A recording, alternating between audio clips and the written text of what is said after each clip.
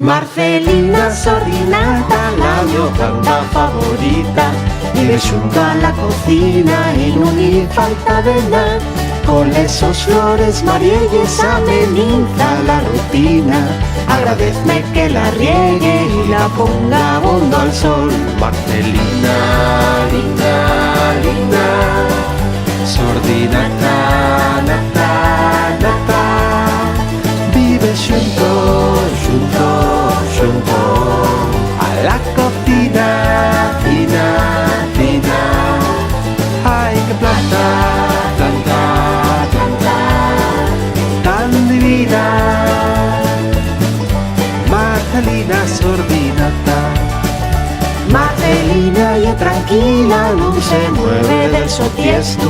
Vive más de 5 años, casi tantos como yo. Nació dentro de un vivero, un metro dentro de otra planta. Vive en un invernadero hasta que llegó a llorar. Marcelina, linda, linda, Sordinata, nata, nata, vive junto a la cocina, fina, fina. Ay, qué planta, planta, planta, tan divina. Marcelina Sordinata. Canto y abondas canciones sobre plantas de colores y que viven en otros sitios, y oye, pero yo oye de aquí. Y cuando vamos de viaje, y diremos si al vecino que nos la curie muy bien. Marcelina, linda, linda, Sordinata, nata, nata, vive junto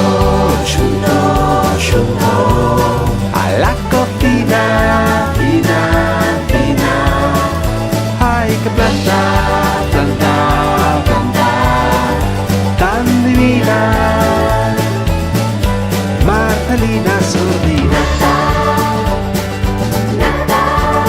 Marcelina Sordinata,